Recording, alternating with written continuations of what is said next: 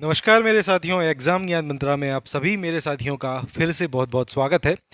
ये जो आपकी क्लास होने वाली है आपने थंबनेल में ही देख लिया होगा। ठीक है, ब्रह्मास्त्र 2.0 बैच में हम लोग क्या पढ़ा रहे हैं, किस प्रकार से हम लोग अपना कंटेंट कवर कर रहे हैं, उसका एक डेमो एज़ा हम लोग इस क्लास को कंप्लीट करने वाले हैं।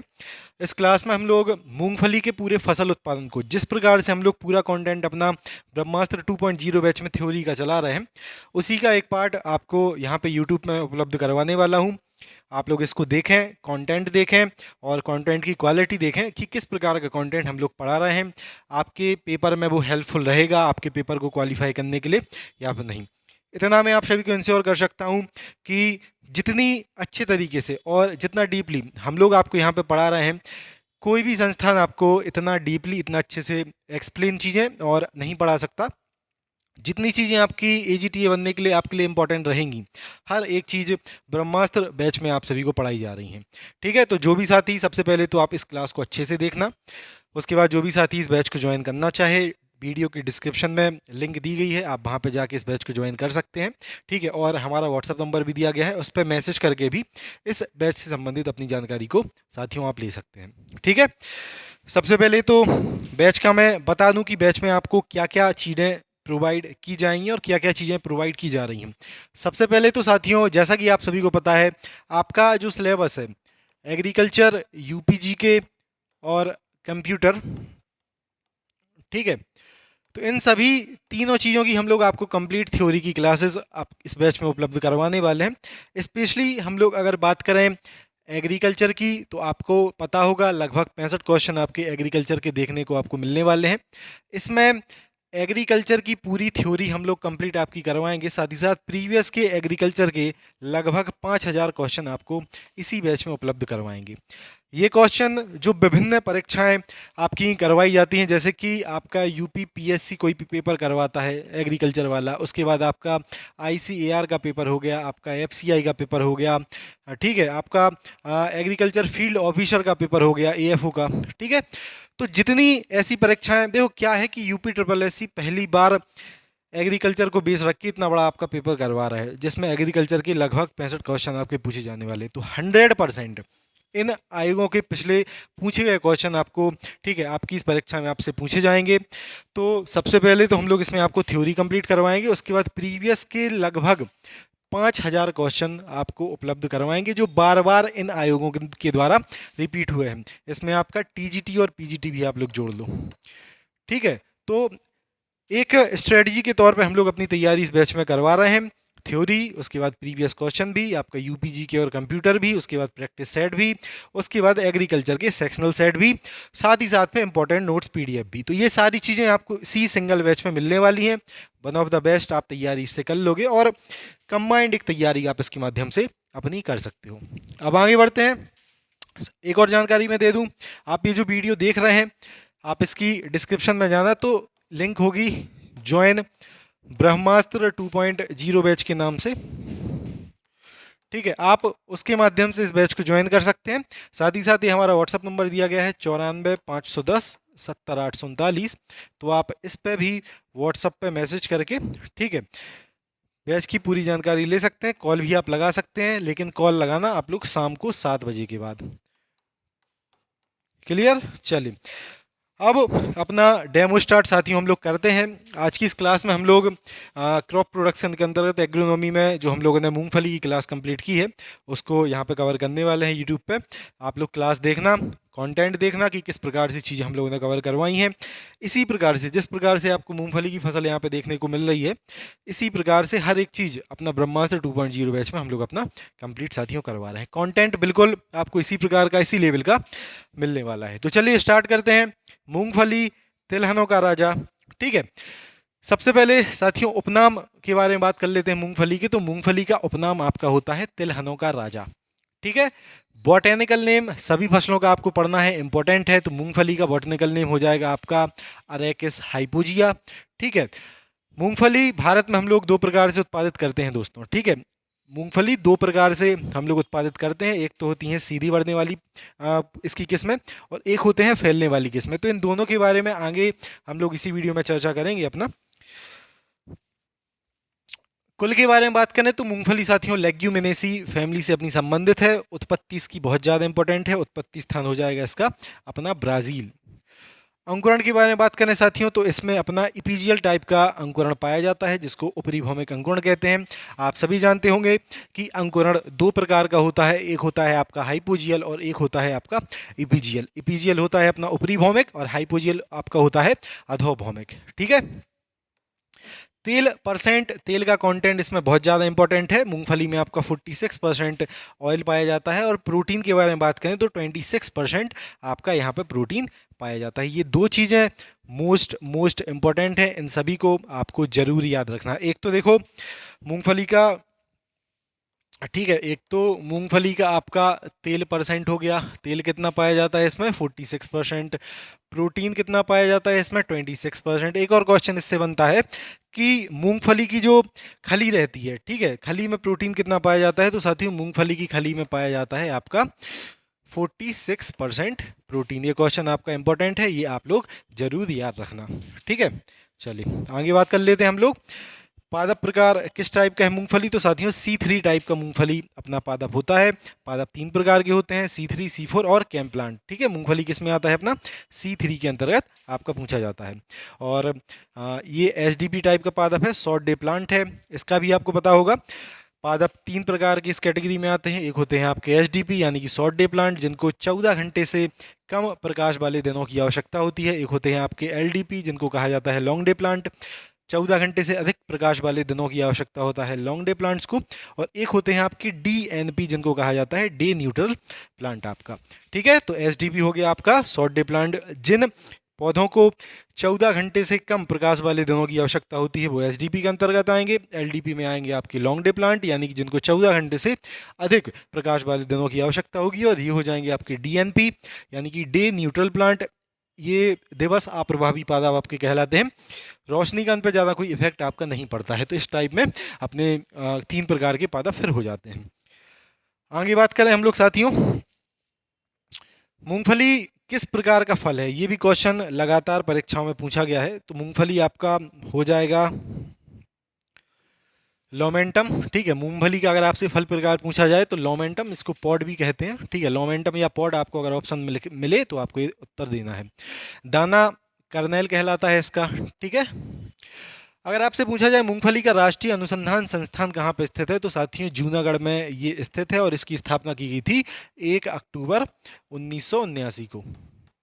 ठीक है, आगे बात कर लें। मूंगफली में हम लोग क्या करते हैं, पोषक तत्वों की कमी से होने वाले रोगों से बचाव के लिए, ठीक है, पोषक तत्वों की कमी से होने वाले रोगों से बचाव के लिए प्रत्येक 3 वर्ष में, ठीक है, प्रत्येक 3 वर्ष में हम लोग इसमें 250 किलोग्राम प्रति हेक्टेयर जिप्सम का उपयोग कर लेते हैं। ठीक है, ये पॉइंट आप लोग याद रखना, आपसे पूछा जा सकता है। क्लियर। तो इसमें जिप्सम का हम लोग उपयोग करते हैं 250 किलोग्राम प्रति हेक्टेयर की दर से, और अंतिम जुताई से पहले जिप्सम का हम लोग इसमें प्रयोग करते हैं। ये पॉइंट आपका आ गया। मूंगफली की खली में प्रोटीन की मात्रा कितनी होती है, 46% आपका प्रोटीन पाया जाता है मूंगफली की खली में। और ये दो पॉइंट जो आपके यहाँ पे आपको दिख रहे हैं ये बहुत ज़्यादा इंपॉर्टेंट है एग्जाम्स की दृष्टिकोण से। ठीक है, एक तो आपका ये अर्डेन हो गया और एक हो गया आपका अजाडिरेक्टिन। अजाडिरेक्टिन ये नीम से संबंधित है। ठीक है, ये क्वेश्चन किस प्रकार से आता है, आपसे आएगा, आपने अगर मूंगफली की खली कभी देखी हो तो आपसे पूछा जाएगा कि मूंगफली की खली में, ठीक है, कौन सा पदार्थ पाया जाता है, तो इसमें पाया जाता है अर्डेन।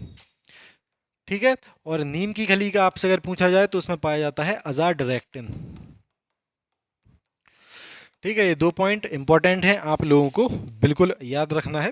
तो मूंगफली की खली है जो उसमें पाया जाएगा आपका अर्डेन, और जो नीम की खली है इसमें साथियों पाया जाता है आपका अजाडिरेक्टिन। याद रहेगा इतना। चलिए आगे देख लेते हैं। मूंगफली में साथियों आप सभी ने देखा होगा कि मूंगफली का जो फूल है वो तो आपको पौधे पे ऊपर दिखाई देता है, लेकिन इसके जो पॉड बनते हैं ये आपको भूमि में दिखाई देते हैं। इस टाइप को कहा जाता है आपका पॉजिटिव जियोट्रोपिज्म, या फिर इसको धनात्मक जियोट्रोपिज्म भी इस अवस्था को आपका कहा जाता है। तो ये पूछा जाता है कि धनात्मक जियोट्रोपिज्म की अवस्था आपकी किस में पाई जाती है, भैया मूंगफली में अपनी पाई जाती है। ठीक है, मूंगफली में पॉजिटिव जियोट्रोपिन आपका पाया जाता है। इसमें फूल पौधे पर यानी कि ऊपर, लेकिन ठीक है जो फल हैं भूमि के नीचे आपके लगते हैं। आप सभी ने देखा होगा मूंगफली की जो ठीक है पॉड रहता है वो भूमि के अंदर रहता है, जबकि इसका जो फूल है ठीक है वो आपको ऊपर वायु में दिखाई देंगे। मूंगफली में पैकिंग की ये जो प्रक्रिया है बहुत ज़्यादा इंपॉर्टेंट है। ठीक है, पैक बनने की इसमें प्रक्रिया, तो ये आपके बुवाई के 55 दिन बाद आपको देखने को मिलती है। लगभग 50 से 55 दिन के बाद इसको आप DAS भी कह सकते हैं, यानी कि 50 से 55 डेज आफ्टर सोइंग। क्लियर? तो ये पैकिंग वाला बहुत ज़्यादा इंपॉर्टेंट है, आप याद रखना। अगर सीधा 55 आपके ऑप्शन में आपको देखने को मिल तो 55, वरना 50 से 55 के बीच में आपके पेपर में दिखाई आपको देगा। ठीक है, तो ये मोस्ट इम्पॉर्टेंट क्वेश्चन है। पैकिंग कब कितने दिन बाद मूंगफली में दिखाई देती है? तो ये आपके 50 से 55 दिन बाद ठीक है पैकिंग की प्रक्रिया इसमें दिखाई देती है। अगर हम लोग बात करें भारत में मूंगफली का सर्वाधिक उत्पादन कहाँ पे आपका होता है, तो गुजरात में होता है। और इसमें अनिश्चितकारी आपका ग्रोथ हैबिट भी पाया जाता है। ठीक है, और कभी कभी क्या होता है कि ये जो इसका दाना रहता है, तो ये जो पॉड है मूंगफली का, इसमें दाने हैं। कभी कभी ये जो दाना है साथियों ठीक है आपका मूंगफली के अंदर ही अंकुरित हो जाता है, पॉड के अपना अंदर अंकुरित हो जाता है। तो इसमें इसको कहा जाता है अनिश्चितकारी ग्रोथ हैबिट्स। अगर आपसे पेपर में पूछा जाए अनिश्चितकारी ग्रोथ हैबिट मूंगफली में पाई जाती है या फिर नहीं, तो मूंगफली में ये पाई जाती है आपकी। क्लियर? चलिए आगे देख लेते हैं। ये क्वेश्चन भी कई बार परीक्षाओं में पूछा गया है। मूंगफली का सेलिंग परसेंटेज, तो 68 से 75% इसका सेलिंग परसेंट है। टेस्ट वेट के बारे में बात कर लें तो 200 से लेकर 250 ग्राम इसका टेस्ट वेट देखने को मिलता है। और कभी कभी मूंगफली की जो पत्तियां हैं साथियों उनमें पीलापन आपको दिखाई देता है, जो कि आपका रहता है आयरन की कमी से। ठीक है, मूंगफली में साथियों पुष्पन को बढ़ावा देने के लिए हम लोग प्लेनोफिक्स का या फिर NAA जिसको नेफ्थलिक एसिडिक एसिड कहा जाता है उसका छिड़काव अपना करते हैं। तो ये पॉइंट भी आप लोग याद रखना। जितने भी यहाँ पे पॉइंट आपको मैं बता रहा हूँ, चाहे पत्ती का पीला पड़ने का रीज़न हो या फिर आपका ठीक है NA और ये आपका प्लेनोफिक्स वाला हो, ठीक है सारे पॉइंट इंपॉर्टेंट हैं आपके। मूंगफली में साथियों तेल में अगर आपसे गंध पूछी जाए जिसको पंजेंसी कहा जाता है, तो ये किस कारण होती है? ऑक्सीकरण के कारण मूंगफली के तेल में आपको गंध प्रतीत होती है, स्मेल आपको इसमें ये दिखाई देती है। ठीक है, और भारत की अगर आपसे पूछी जाए प्रमुख तिलहनी फसल कौन सी है, मूंगफली आप उत्तर देंगे उत्पादन और क्षेत्रफल की दृष्टिकोण से। और विश्व में अगर स्थान पूछा जाए कि भारत का कौन सा स्थान आता है, तो पहले नंबर पे आपका आ जाता है ब्राज़ील। ठीक है, और दूसरे नंबर पे आ जाता है आपका भारत मूंगफली के उत्पादन में। ठीक है, चलिए अब बात कर लेते हैं मूंगफली के वर्गीकरण के बारे में। जैसा कि मैंने आपको बताया था स्टार्टिंग में ही कि मूंगफली दो प्रकार की होती हैं, एक तो होती है आपकी सीधी बढ़ने वाली और एक होती है आपकी फैल के वृद्धि करने वाली। बात कर लेते हैं सबसे पहले हम लोग सीधी बढ़ने वाली। तो साथियों इसको कहा जाता है झुमका टाइप, या फिर इसको बंच टाइप भी कहते हैं, या फिर इसको इरेक्ट टाइप भी कहा जाता है। ठीक है, सीधी बढ़ने वाली क्या हो जाएंगी अपनी बंच टाइप या फिर इरेक्ट टाइप, इसको ही झुमका प्रकार कहा जाता है। और एक होती है आपकी फैलने वाली, तो इसको कहा जाता है स्प्रेडिंग टाइप। ठीक है, इसी को वर्जीनिया ग्रुप भी साथियों कहा जाता है। सबसे पहले हम लोग बात कर लेते हैं बंच टाइप की। बंच टाइप का जो बॉटेनिकल नेम है वो अपना अरेकिस हाइपोजिया, और एक इसमें उपनाम जो सब स्पीसीज जुड़ जाता है। ठीक है, सब स्पीसीज का क्या नाम है आपका फेस्टीजिएटा। तो अगर आपसे पूछा जाए कि बंच टाइप का पूरा बॉटेनिकल नेम बताओ, तो ये हो जाएगा अपना अरेकिस हाइपोजिया फेस्टीजिएटा। ठीक है, चलिए इसमें साथियों सुसुप्तावस्था नहीं पाई जाती है अपनी। ठीक है, साथ ही साथ सुसुप्तावस्था को प्रेरित करने के लिए इसमें हम लोग मैलिक हाइड्राजाइड का उपयोग करते हैं, MH जिसको कहते हैं, और MH का उपयोग करेंगे हम लोग इसमें 250 ppm की दर से। ठीक है, ppm का फुल फॉर्म क्या होता है? ppm का फुल फॉर्म आपका हो जाएगा पार्ट पर मिलियन। आगे बात कर लेते हैं हम लोग फैलने वाली किस्मों के बारे में। तो फैलने वाली किस्मों को स्प्रेडिंग टाइप कहा जाता है, और जैसे कि इसमें इसका अरेकिस हाइपोजिया फेस्टीजिएटा नाम था अपना, इसमें इसकी जो सब स्पीसीज है ये कौन सी हो जाएगी? इसमें हो जाएगी प्रोकुम्बेंस। तो फुल फॉर्म अगर इसका पूछा जाए आपकी फैलने वाली किस्मों का, तो अरेकिस हाइपोजिया प्रोकुम्बेंस हम लोग इनको कह सकते हैं। ठीक है, सीधी बढ़ने वाली अरेकिस हाइपोजिया फेस्टीजिएटा, और आपकी फैलने वाली अरेकिस हाइपोजिया प्रोकुम्बेंस हम इनको कह सकते हैं। ठीक है, सुसुप्तावस्था तोड़ने के लिए साथियों हम लोग फैलने वाली किस्मों में इनमें यूज करते हैं 0.7% एथाइलिन। ठीक है, या फिर हम लोग उपयोग कर सकते हैं इसमें आपका NaA का, ठीक है। NaA का फुल फॉर्म अपना क्या है, नेप्थलिक एसिटिक एसिड, या फिर हम लोग इसको IAA भी उपयोग कर सकते हैं। IAA का फुल फॉर्म अपना क्या है, IAA का हो जाएगा अपना इंडोल एसिटिक एसिड, ठीक है। ये आप लोग नाम याद रखना, ये कभी कभी एग्जाम में पूछे जाते हैं। NaA का नाम, IAA का नाम, तो NaA हो गया अपना नेप्थलिक एसिटिक एसिड, IAA हो गया अपना इंडोल एसिटिक एसिड। क्लियर। इसमें अगर हम लोग बात करें कि इंपॉर्टेंट क्या है, तो आपसे ये पूछा जाएगा कि फैलने वाली किस्मों का पूरा नाम आप बताइए, तो क्या हो जाएगा, फैलने वाली किस्मों का नाम हो जाएगा अपना एरेकिस हाइपोजिया, ठीक है, और प्रोकुम्बेंस, ठीक है। ये हो गई अपनी फैलने वाली। और अगर आपसे पूछा जाए कि सीधी बढ़ने वाली किस्म का क्या नाम है, तो आप लोग बताएंगे एरेकिस हाइपोजिया और फास्टिजिएटा। क्या हो जाएगा, फास्टिजिएटा, ठीक है। ये है अपनी सीधी बढ़ने वाली किस्म। इतना क्लियर। आगे देख लेते हैं। सुइयां बनने के लिए इंपॉर्टेंट एक क्वेश्चन आपका पूछा जाता है कि मूंगफली में सुइयां बनने के लिए इंपॉर्टेंट टेम्परेचर अपना कितना है। तो साथियों 20 से लेकर 23 डिग्री सेल्सियस तक सुइयां बनने के लिए इसमें इंपॉर्टेंट अपना टेम्परेचर ही माना जाता है। लेकिन अगर कभी भी मौसम का अपना जो वातावरण है उसका टेम्परेचर 13.3 डिग्री सेल्सियस से कम हो गया, तो जो सुइयां बनने की इसमें प्रक्रिया है वो आपकी रुक जाती है, बिल्कुल, ठीक है। तो क्वेश्चन आपका ये भी आता है और क्वेश्चन आपका ये भी पूछा जाता है आपसे, ठीक है। सुइयां बनने के लिए तापमान तो हो जाएगा अपना 20 से 23 डिग्री सेल्सियस, और अगर पूछा जाए कि सुइयां बनना कब इसमें रुक जाती हैं, तो 13.3 डिग्री सेल्सियस से कम तापमान पे सुइयां बनना इसमें रुक जाती हैं। ये जो पॉइंट है ये आप लोग जरूर अपना याद रखना, ठीक है। ये आपका खेत की तैयारी वाला, ठीक है। खेत की तैयारी साथियों इसमें हम लोग जब करते हैं तो जो सफ़ेद लट है या फिर दीमक है, इनसे बचाव के लिए अंतिम जुताई के समय हम लोग इसमें क्या करते हैं, कार्बोफ्यूरॉन का उपयोग कर लेते हैं, ठीक है। कार्बोफ्यूरॉन का उपयोग करेंगे 10G के ठीक है, 10G का, या फिर हम लोग इसमें उपयोग करेंगे फॉरेट का 10% के हिसाब से, ठीक है, या फिर हम लोग इसमें उपयोग करेंगे क्यूनेलफॉस का 5% के हिसाब से। और क्यूनेलफॉस को हम लोग उपयोग करेंगे 5%, 20 से लेके 25 किलोग्राम प्रति हेक्टेयर की दर से। तीन चीज़ों को हम लोग उपयोग कर सकते हैं इसमें दीमक से बचाव के लिए, या तो अपना कार्बोफ्यूरॉन, या फिर हम लोग फॉरेट का उपयोग करेंगे, या फिर हम लोग क्यूनेलफॉस का इसमें उपयोग अपना कर लेंगे। क्लियर। अब बात कर लेते हैं इसकी प्रमुख किस्मों के बारे में। तो सबसे पहले बंच टाइप के बारे में अगर हम लोग बात करें, ठीक है, सीधी बढ़ने वाली किस्मों के बारे में बात करें, तो इसमें ये एक जो प्रताप किस्म है इसको आप लोग जरूर याद रखना, ठीक है। उसके बाद JL24, AK12 और AK24, GG2 और GG7 आपको बंच टाइप में याद रखना है। स्प्रेडिंग टाइप के बारे में बात करें, हम लोग फैलने वाली किस्मों के बारे में बात करें, तो इसमें फैलने वाली किस्मों में आपकी हो जाएगी, एक तो सबसे इंपॉर्टेंट है इसमें चंद्रा, ठीक है, और चित्रा आपकी। गुलाबी दाने वाली किस्म हो जाएगी आपकी RS फर्स्ट, और टिक्का के लिए प्रतिरोधी हो जाएगी आपकी M13। अगर हम लोग बात करें कि भारत में मुख्य रूप से सीधी बढ़ने वाली किस्मों को उगाया जाता है या फिर आपका फैलने वाली किस्मों को उगाया जाता है, तो साथियों भारत में हम लोग उपयोग करते हैं फैलने वाली किस्मों का। इसमें दो फायदे रहते हैं, एक तो जब फैलने वाली किस्मों का हम लोग उपयोग करेंगे तो इसमें R2R और P2P अपना ज़्यादा डिस्टेंस रहेगा, बीज कम लगेगा अपना।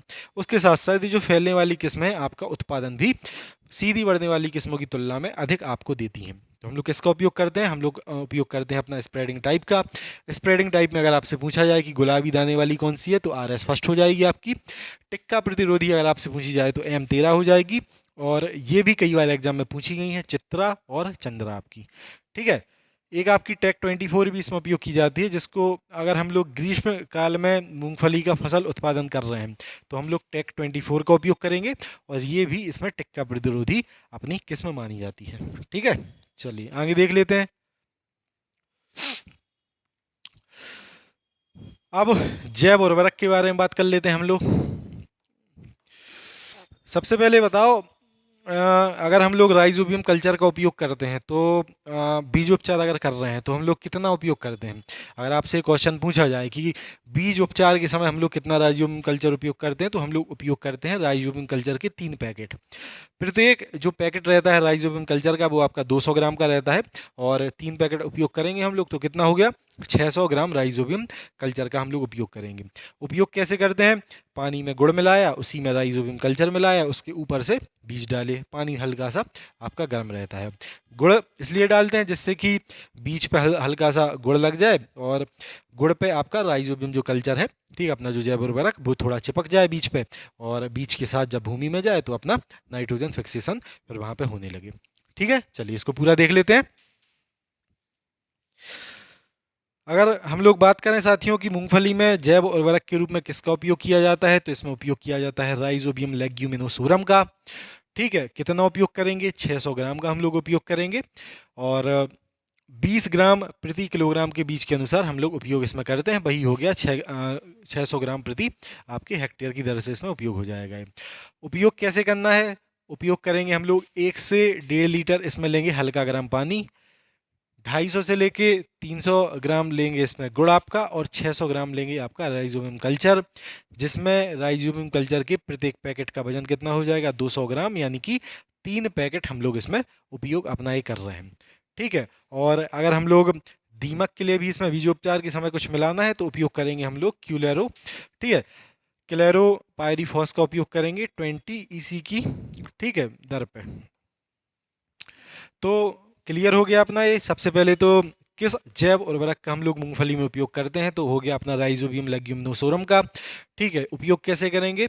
अपना उपयोग करेंगे इसमें 1 से 1.5 लीटर पानी का, उसके साथ 250 से लेकर 300 ग्राम गुड़ लेंगे, और 3 पैकेट लेंगे राइजोबियम कल्चर का, मिलाएंगे इनको। और अगर दीमक के लिए बीजोपचार करना है तो अपना उपयोग करेंगे हम लोग क्लोरोपायरीफॉस का। क्लियर इतना? चलिए, ये पॉइंट जरूर आप लोग याद रखना अलग से कि राइजोबियम कल्चर के एक पैकेट का वजन कितना रहता है। तो साथियों, एक पैकेट का वजन अपना हो जाएगा 200 ग्राम। ठीक है, और जब हम लोग राइजोबियम कल्चर में बीजोपचार के समय इसको उपयोग कर रहे हैं, तब 3 पैकेट हम लोग मुख्यतः इसके उपयोग करते हैं। अब बात कर लेते हैं हम लोग सीड रेट के बारे में। ठीक है, कि बीज इसमें कितना उपयोग करना है हम लोगों को। तो अगर हम लोग बात कर रहे हैं बंच टाइप की सीधी बढ़ने वाली किस्मों की, तो 80 से लेकर 100 किलोग्राम प्रति हेक्टेयर बीज उपयोग करेंगे। अगर हम लोग फैलने वाली किस्मों का उत्पादन यहाँ पे कर रहे हैं, तो 60 से लेकर 80 किलोग्राम प्रति हेक्टेयर हम लोग बीज अपना उपयोग करेंगे। स्पेसिंग कितना रखनी है? अगर हम लोग सीधी बढ़ने वाली किस्मों के बारे में बात करें, तो R2 यहाँ पे R2 रहेगा 30x30 और P2B रहेगा यहाँ पे 10x10। ठीक है, और अगर हम लोग स्प्रेडिंग टाइप के बारे में, फैलने वाली किस्मों का यहाँ पे फसल उत्पादन कर रहे हैं, तो R और P का अनुपात कितना रहेगा? यहाँ पे 45x15 अपना रहेगा।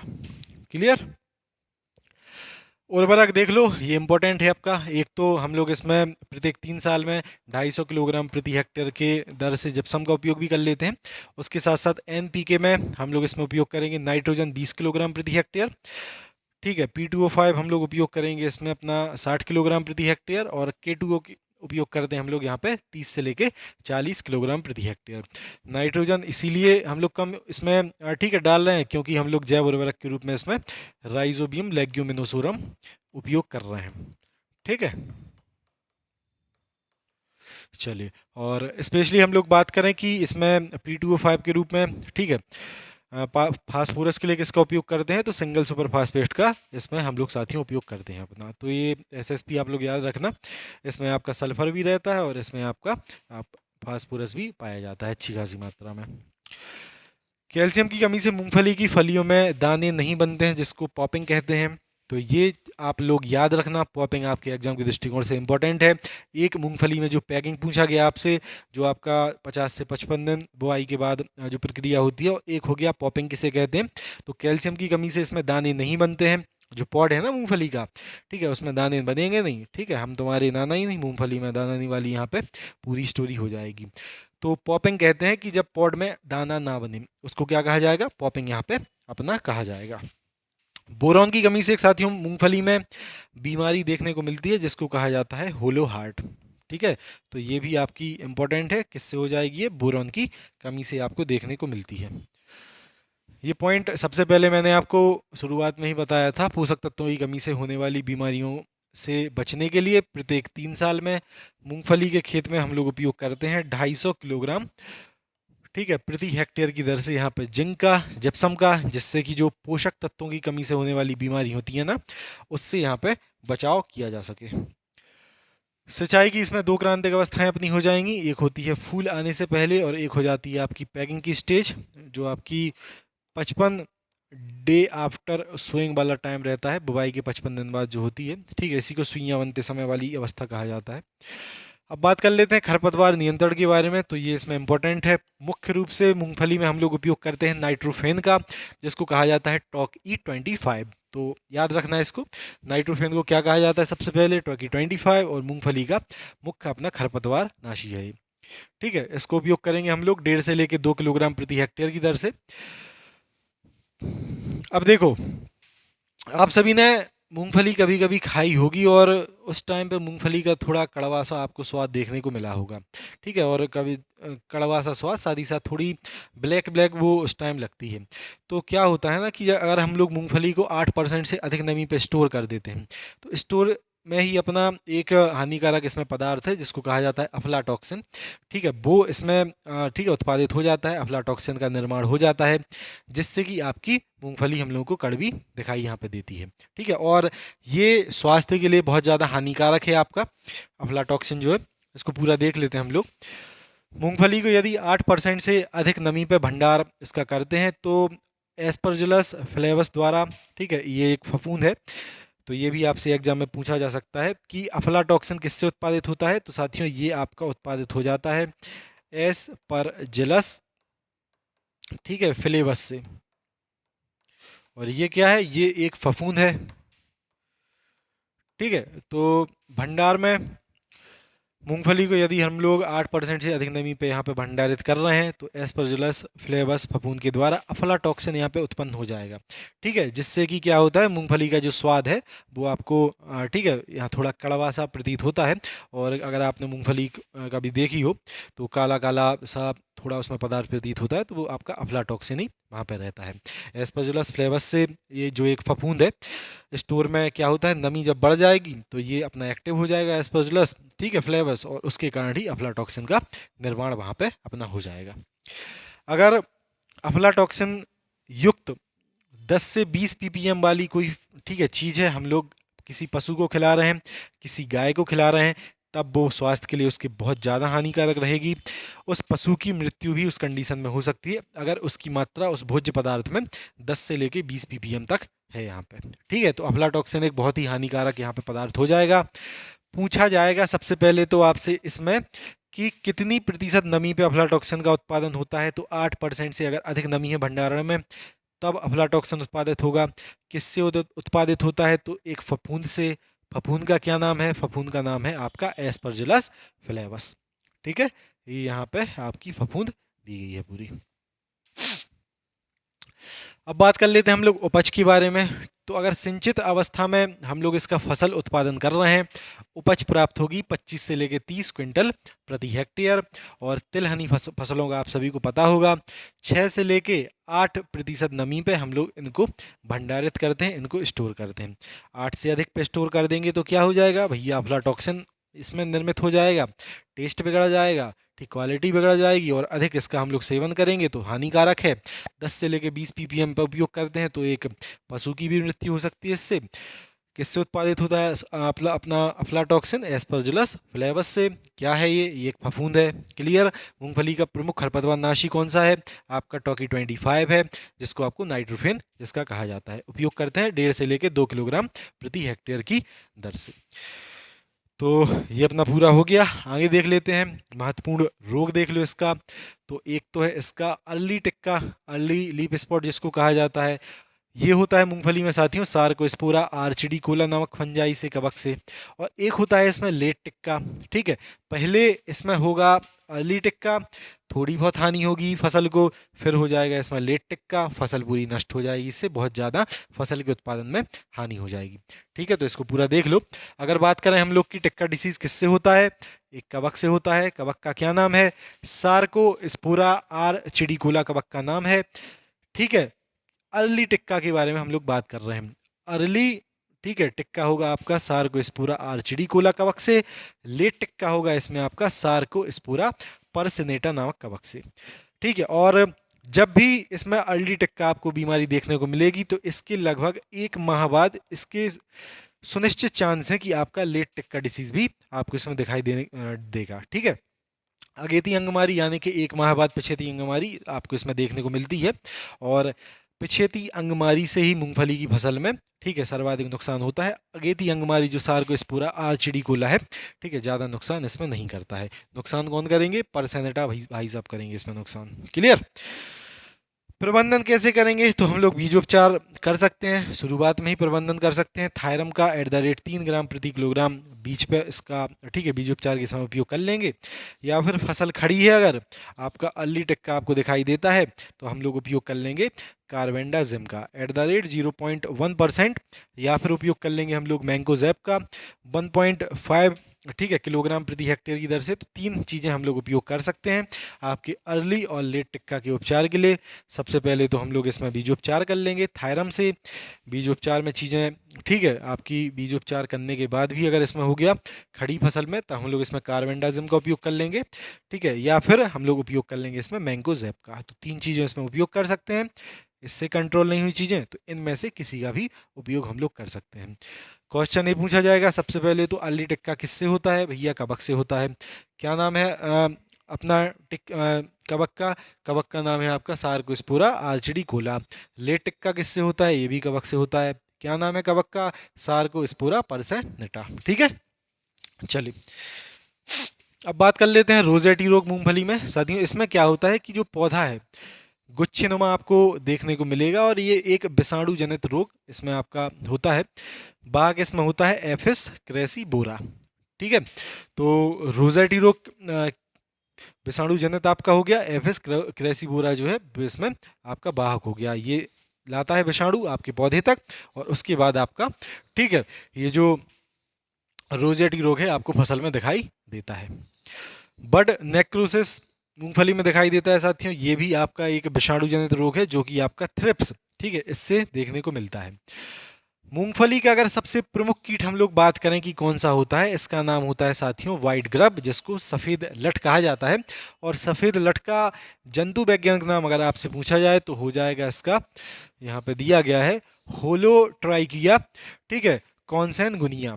व्हाइट ग्रब का क्या नाम हो जाएगा? होलोट्रैकिया कॉन्सैनगुनिया। मूंगफली का सबसे प्रमुख कीट आपसे पूछा जाए सफ़ेद लट या फिर व्हाइट ग्रब, आप, ठीक है, उत्तर देंगे। और जंतु वैज्ञानिक नाम अगर आपसे उसका पूछा जाए तो होलोट्रैकिया कॉन्सैनगुनिया आपका हो जाएगा उत्तर। इसमें क्या होता है, मुख्य रूप से इसका जो लार्वा है, ठीक है, आपका सफ़ेद लट का, ये आपकी फसल को हानि पहुंचाता है। और लार्वा होता है आपके सी साइज का, सी प्रकार का लार्वा इसमें आपको दिखाई देने को देता है। और जो लार्वा है या फिर जो ग्रब है फसल की जड़ों को नुकसान यहाँ पे पहुंचाता है। रोकथाम कैसे हम लोग इसकी करेंगे? क्यूनेलफॉस का उपयोग करेंगे 1 से लेकर 1.5 लीटर प्रति हेक्टेयर की दर से, और इसका छिड़काव हम लोग करते हैं, यानी कि खड़ी फसल में हम लोग इसको देते हैं। तो मूंगफली का सबसे प्रमुख यहाँ पे कीट कौन सा हो गया? आपका व्हाइट ग्रब हो गया। जंतु वैज्ञानिक नाम इसका क्या है? आपका जंतु वैज्ञानिक नाम हो गया होलोट्राइकिया, और आपका कॉन्सैनगुनिया। ठीक है, इसमें ये अधिक पूछा जाता है पेपर्स में कि इसकी कौन सी अवस्था आपके पौधे को हानि पहुंचाती है, तो आपकी लार्वा अवस्था या फिर ग्रब अवस्था आप कह सकते हैं, जड़ों को हानि पहुंचाती है। ठीक है, तो साथियों ये थी मूंगफली की आपकी पूरी फसल। मैं आशा करता हूँ चीज़ें आपको समझ में आई होंगी। किसी भी फसल उत्पादन में हम लोग जो फसलें पढ़ रहे हैं, आप सभी को सबसे इंपॉर्टेंट रूप में उनकी किस्में याद करनी है। मूंगफली में हम लोगों ने जो किस्में अपनी पढ़ी, चाहे बंच टाइप के बारे में बात करें, चाहे स्प्रेडिंग टाइप के बारे में बात करें, आप सभी को याद रखना है। ठीक है, और जितनी भी यहाँ पर चीज़ें मैंने आपको बताई, स्पेशली अगर स्टार्टिंग से इसमें हम लोग बात करें, आपको चीज़ें याद कौन कौन सी बिल्कुल रखना है, तो उनके बारे में एक बार एट द एंड यहाँ पे देख लेते हैं हम लोग। ठीक है,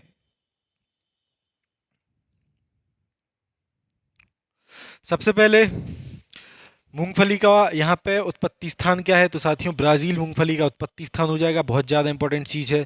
तेल परसेंट, प्रोटीन परसेंट कितना है? तेल परसेंट के बारे में बात करें, 46% तेल पाया जाता है मूंगफली में, 26% प्रोटीन पाया जाता है। उसके बाद मूंगफली की जो खली है, इसमें अगर बात करें प्रोटीन कितना पाया जाता है, तो 46% प्रोटीन इसमें पाया जाता है। ठीक है, उसके बाद हम लोग इसमें बात करें तो मूंगफली की खली में पाया जाने वाला इंपॉर्टेंट आपका पदार्थ कौन सा है? आयोडीन है। नीम की खली का स्पेशली अलग से मैंने लिख दिया, इसमें अजाडिरेक्टिन आपका पाया जाता है।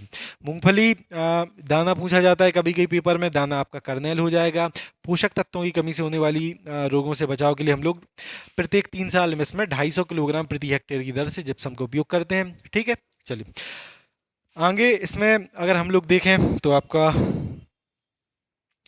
आता है पॉजिटिव जियोट्रोपिज्म वाला। ये बहुत ज़्यादा इसमें इंपॉर्टेंट है, आपसे सीधा सीधा क्वेश्चन आएगा कि पॉजिटिव ये जो धनात्मक जियोट्रोपिज्म है किस फसल में आपको देखने को मिलता है? ऑप्शन में मूंगफली होगा, अपना उत्तर हो जाएगा। होता क्या है, फूल आपका ऊपर लगता है पौधे पे और आपका जो फल है यानी कि जो पॉड है वो कहाँ पर बनेगा? वो भूमि में आपका बनेगा। इस क्रिया को आपका पॉजिटिव जियोट्रोपिज्म कहा जाता है। पैगिंग मूंगफली में समय बहुत ज़्यादा इंपॉर्टेंट है कि पैगिंग की प्रक्रिया कब स्टार्ट होती है, तो बुवाई के 55 दिन के बाद यहाँ पे 50 से 55 आपको ऑप्शन मिल जाएगा, ये आपको देखने को मिलेगी।